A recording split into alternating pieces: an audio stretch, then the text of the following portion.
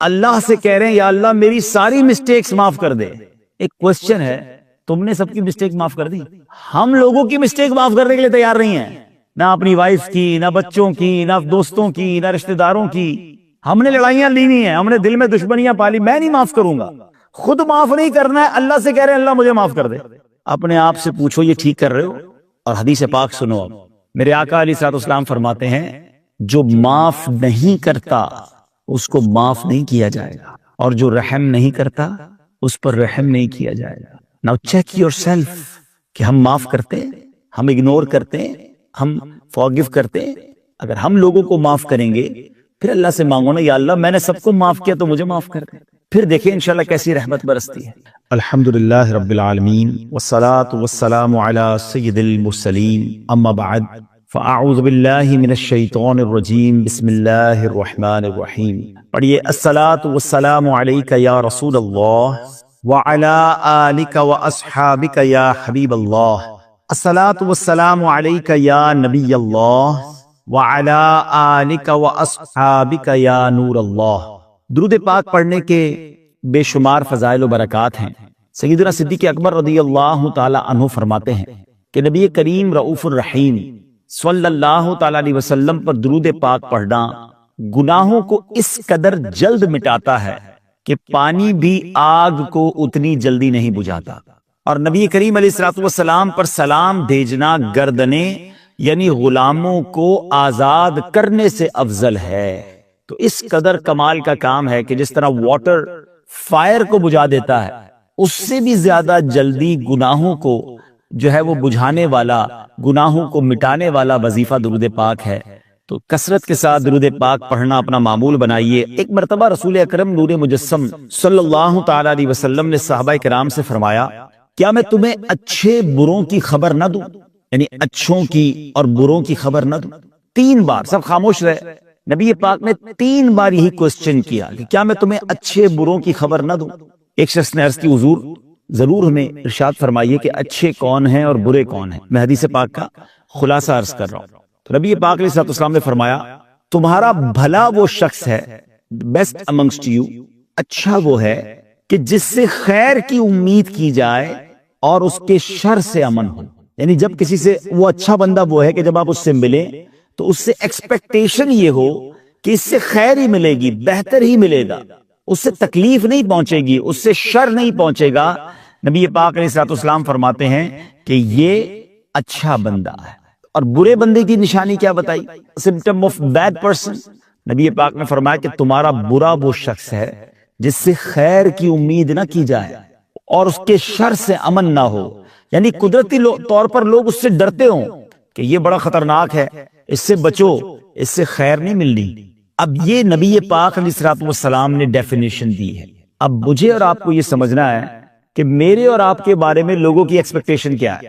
لوگ ہم سے ملتے وقت کیا سوچتے ہیں, فائدہ ہوگا, آسانی ملے گی یا ڈیفیکلٹی ملے گی, تکلیف ملے گی.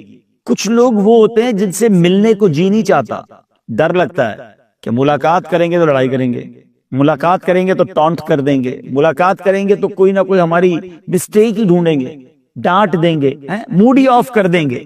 آقا فرماتے ہیں یہ تمہارا برا ہے, تم میں سے برا شخص وہ ہے, اور اچھا وہ ہے کہ جس سے ملنے کو جی چاہتا ہو, جس کے بارے میں یہ ہمارا پرسیپشن ہو کہ اس سے خیر ہی ملنی ہے, اس سے تکلیف نہیں ہونی. کچھ لوگ ہوتے ہیں جن سے مشورہ کر لیتے ہیں, اپنی بات انہیں بتا دیتے ہیں کیونکہ پتا ہوتا ہے یہ بندہ مشورہ بھی اچھا دیتا ہے, یہ بندہ رائے اچھی دیتا ہے, یہ ہیلپ فل ہے.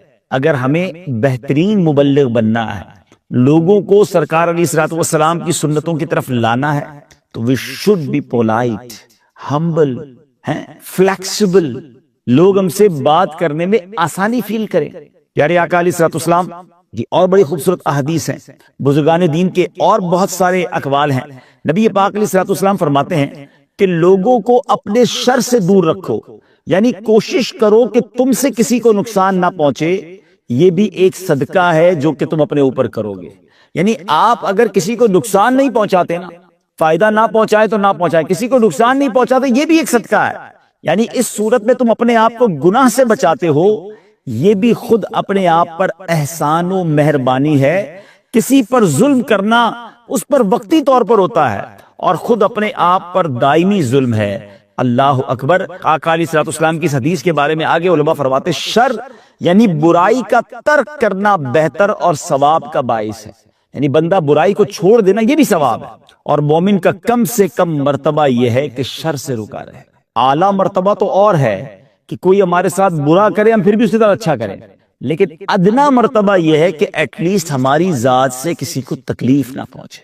ہم سب کو ایسا بننا ہے.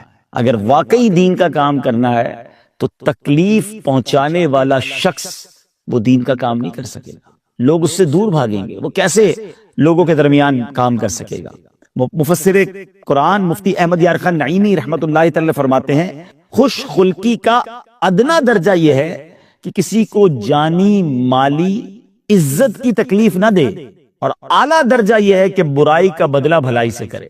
یہ بہت اعلیٰ چیز ہے، اللہ تعالیٰ جسے نصیب فرمائے.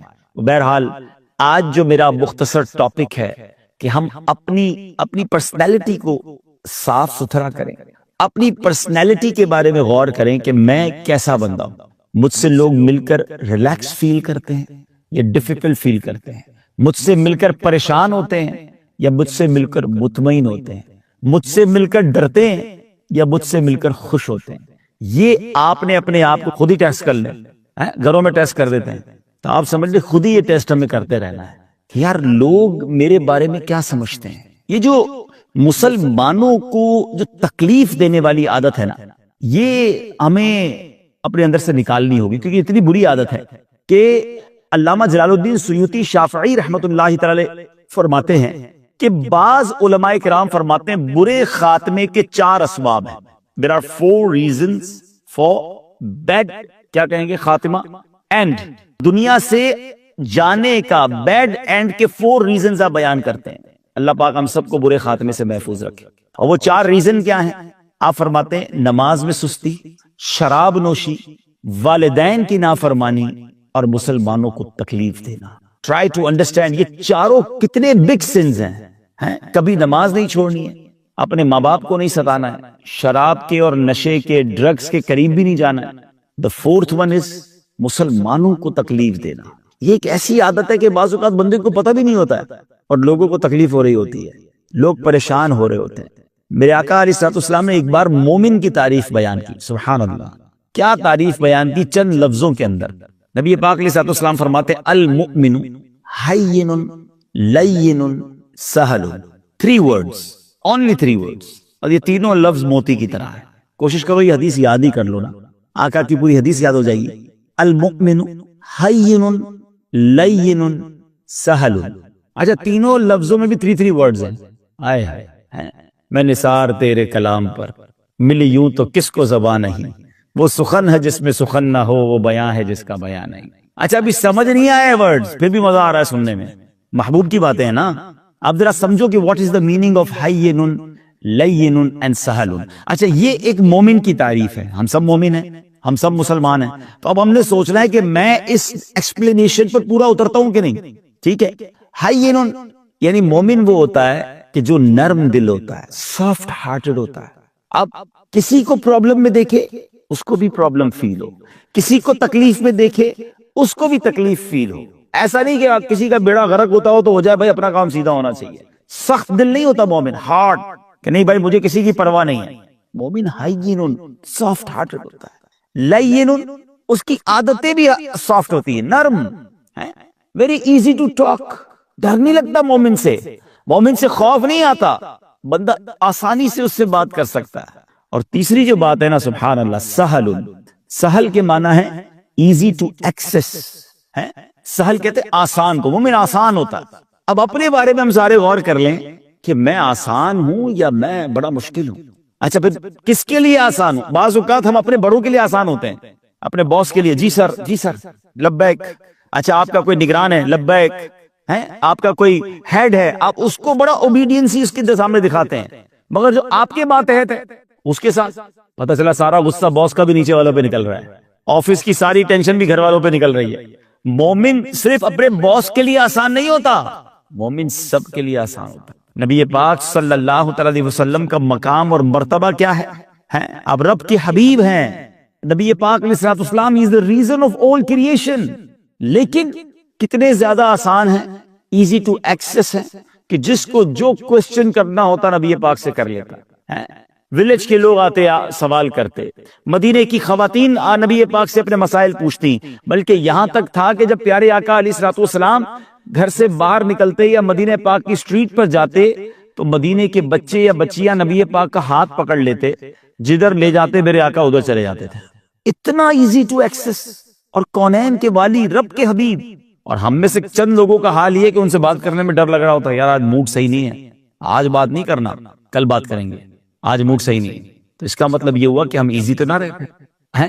جو ہمارے ماتحت ہیں وہ سوچ رہے ہوتے ہیں نگران صاحب سے آج بات کریں نہ کریں، جو اسٹوڈنٹ ہیں وہ سوچ رہے ہوتے ہیں ٹیچر صاحب کا آج موڈ ٹھیک نہیں ہے، بچے سوچ رہے ہوتے ہیں ابا کا موڈ صحیح نہیں ہے، بیوی سوچ رہی ہوتی شوہر کا موڈ صحیح نہیں ہے۔ یہ نہیں ہونا چاہیے۔ ہم سے بات کرنے میں لوگوں کو ڈر نہیں لگنا چاہیے، ہمارا کام آسان ہونا ہے، ہمیں فرینڈلی ماحول لوگوں کو دینا ہے۔ اچھا، پھر صرف ایسا نہیں ہے کہ اپنے رشتہ داروں سے آسان ہونا ہے۔ ہم مسجد میں آتے ہیں، ہم نمازیوں کے لیے آسان ہو، ہم امام ہیں تو ہم مقتدیوں کے لیے آسان ہو، ہم مقتدی ہیں تو امام اور مسجد کی انتظامیہ کے لیے آسان ہو۔ کچھ نمازی بڑے ڈیفیکلٹ ہوتے ہیں، مسجد والے سارے پریشان ہوتے ہیں، یار یہ نماز پڑھنے تو آتا ہے لیکن مسجد ساری ٹینشن میں ہوتی ہے اس کی وجہ سے۔ کیسا نمازی ہے بھائی کہ نماز پڑھنے آیا اور پوری مسجد کو ٹینشن میں ڈال دیا۔ آسان بنو، مومن آسان ہوتا ہے۔ امام صاحب ہو اپنے نمازیوں کے لیے آسان بنے، مشکل پیدا نہ کریں۔ ٹیچر ہیں اپنے اسٹوڈنٹ کے لیے آسان بنے، آپ اسٹوڈنٹ ہیں اپنے ٹیچر اور اپنی جو بھی انسٹیٹیوٹ ہے، چاہے اسکول ہے، کالج ہے، مدرسہ ہے، جامعہ ہے، اس کی جو انتظامیہ ہے، مینجمنٹ ہے، اس کے لیے آسان بنے۔ اگر آپ ہسبینڈ ہیں اپنی وائف کے لیے آسان بنے، اپنے بچوں کے لیے آسان بنے۔ آپ سن ہیں تو اپنے فادر، اپنے پیرنٹس کے لیے آسان بنے۔ اگر آپ پیرنٹس ہیں اپنے بچوں کے لیے آسان بنے۔ مومن آسان ہوتا ہے۔ آپ کے ساتھ کوئی پڑوس میں آ جائے، آپ کا نیبرہڈ اختیار کرے، آپ نیبر کے لیے آسان ہونے چاہیے۔ آپ کے ساتھ بزنس کرے، آپ بزنس کے لیے آسان ہونے چاہیے۔ آپ کو کوئی امانت رکھوائے، واپس لینا آسان ہو۔ قرضہ دے، ٹائم پہ آپ کا کام ہے دینا، پریشان نہ ہو جائے اگلا پیسے دے کے پریشان، کاروبار کر کے پریشان۔ پہلے تو باتیں اور ہوتی ہیں، سودا بیچنے سے پہلے، ادھار لینے سے پہلے بڑی منتیں، بڑے پیار، جیسے پیسے آ گئے اس کے بعد انداز ہی چینج ہو جاتا ہے، بولے تم جانو تمہارا کام جانے۔ مومن آسان ہوتا ہے۔ ایون کہ اگر میرا کہیں رشتہ ہو جائے، ہماری کہیں رشتہ داری ہو جائے، اب ہم اپنے رشتہ داروں کے لیے بھی آسان۔ اگر کہیں آپ داماد بن گئے تو اپنے سسرال والوں کے لیے آسان۔ ادھر تو داماد کو سکھایا جاتا ہے کہ بھائی سسرال والوں کو ٹائٹ رکھنا ہے، نہیں جناب، مومن آسان ہوتا ہے۔ ساس بہو کے لیے آسان ہو، بہو ساس کے لیے آسان ہو۔ مسلمان اگر ہیں تو آسان بن جائے۔ اور آپ بلیو کریں، جو لوگوں کے لیے آسان ہوتا ہے نا، اللہ اس کے لیے دنیا ساری آسان کر دیتا ہے، اس کی زندگی آسان ہو جاتی ہے، کیونکہ وہ لوگوں کے لیے آسان ہوتا ہے۔ مگر آج کچھ لوگ ہیں جو بس ان کا کام ہی مشکل پیدا کرنا ہے۔ اچھا، یہ جو مشکل لوگ ہوتے ہیں نا، طنز کرنے والے، ڈانٹنے والے، لڑنے والے، جھگڑنے والے، ان کا پتہ کیا پرابلم ہوتا ہے کہ وہ اکیلے رہ جاتے ہیں، ان کے دوست بھی نہیں ہوتے۔ جب وہ کسی پریشانی میں ہوتے ہیں نا، ان کا کوئی ساتھ دینے والا بھی نہیں ہوتا۔ آپ دیکھیں وہ تنہا رہ جاتے ہیں، اور جو سب کا ساتھ دیتے ہیں نا، جب ان پر کوئی پریشانی آتی ہے دنیا ان کے ساتھ کھڑی ہو جاتی ہے کہ یار یہ وہ بندہ ہے جس نے ڈیفیکلٹ ٹائم میں میرا ساتھ دیا تھا۔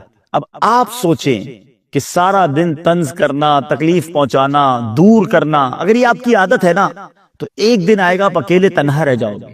ڈیفیکلٹ ٹائم میں nobody with you, and if you support all your brothers in your life, whenever you feel some difficulty, people will stand up with you، کیونکہ آپ کا وہ وقت انہیں یاد ہوگا۔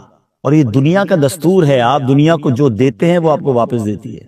آپ پیار دیں تو پیار ملتا ہے، رسپیکٹ دیں تو رسپیکٹ ملتی ہے، آپ اسمائل دیں تو اسمائل ملتی ہے، اور آپ تکلیف دیتے ہیں نا تو آپ کے ہی راستے مشکل ہو جاتے ہیں۔ تو اسلام، ہمارا دین ہمیں سکھاتا ہے کہ مسلمان تکلیف دینے والا نہیں، مسلمان آسانی کرنے والا، ایز کرنے والا ہوتا ہے۔ تکلیف دینا کتنا ناپسندیدہ عمل ہے، کتنا ڈیفیکلٹ ہے، آپ جانتے ہیں۔ پیارے آقا علیہ الصلوۃ والسلام فرماتے ہیں من آذا مسلمن، جس نے کسی مسلمان کو تکلیف دی۔ اب اس میں کوئی کیٹیگری نہیں بیان ہوئی، اس میں والدین بھی آ گئے، چلڈرنز بھی آ گئے، فیملی ممبرز بھی آ گئے، نیبرز بھی آ گئے، نمازی بھی آ گئے، ٹیچر بھی آ گئے، اسٹوڈنٹ بھی آ گئے، نگران بھی آ گئے، ماتحت بھی آ گئے۔ جس نے کسی مسلمان کو تکلیف دی، واٹ ایور، ہو ایور، من آذا مسلمن، آقا فرماتے فقط آذانی، اس نے مجھے تکلیف دی۔ نبی پاک فرما رہے کسی مسلمان کو تکلیف دی، وہ ایسا ہے کہ اس نے مجھے تکلیف دی، اور فرمایا ومن آذانی فقط آذ اللہ، اور جس نے مجھے تکلیف دی وہ ایسا ہے جیسے اس نے اللہ کو تکلیف دی۔ اب بتاؤ کدھر جائیں گے ہم اگر ہم تکلیف دینے والے ہیں؟ ٹھیک ہے، بعض اوقات پتہ کیا ہوتا ہے، ہماری لوگ شرم کرتے ہیں، عزت کرتے ہیں، ڈرتے ہیں، ہمارے سامنے بول نہیں پاتے، مگر دل ٹوٹ چکا ہوتا ہے۔ ہمیں کوئی رپلائی نہ دے اس کا مطلب یہ نہیں کہ لوگ ہم سے خوش ہیں، دل ٹوٹا ہوا ہوتا ہے۔ ہاں، دل میں تکلیفیں ہوتی ہیں، دل بجھا ہوا ہوتا ہے کہ یار اس بندے نے مجھے سب کے سامنے ذلیل کیا تھا، اس بندے نے مجھے تکلیف پہنچائی تھی، مجھے ڈانٹا تھا، مجھے پیار نہیں دیا تھا۔ تو یہ ایسا نہ ہو قیامت کے دن ہم مارے جائیں۔ پلیز اگر واقعی دین کا کام کرنا ہے، خاص طور ویسے تو ہر مسلمان کو ملنسار ہونا چاہیے، نرم ہونا چاہیے، لیکن چونکہ آج دعوت اسلامی کے ذمہ داران پبلک کو اتنا جمع نہیں کیا، ہم نے کوئی پبلکلی اجتماع کیا نہیں، ہم نے دعوت اسلامی کے ذمہ داران کو آج کال کیا کہ ہم مل کے ایک دوسرے سے سیکھیں گے۔ تو سکسس کی جو چابی ہے نا، کسی کے دل کے اندر اگر آپ کو داخل ہونا ہے تو اس کی چابی حسن اخلاق ہے، نرمی ہے، شفقت ہے، لو ہے، ریسپیکٹ ہے، ہمبلنس ہے۔ روڈنس سے کوئی آپ کے قریب نہیں آئے گا، پیار دو گے تو لوگ قریب آئیں گے۔ دنیا ویسی بڑی فرسٹریٹ ہے، آج کل لوگوں کے پاس ویسی بڑے غم ہیں، اگر آپ انہیں پیار دیں گے تو آپ کے قریب آئیں گے، اگر آپ بھی تکلیف دینے والے تو آپ کے پاس کون آئے گا؟ ویسے ہی لوگ دین کے قریب آنے کے لیے تیار نہیں ہے، اور مبلغ بھی لڑائی والا ہے، مبلغ بھی جناب بات بات پہ طنز کرنے والا ہے، غلطیاں پکڑنے والا ہے۔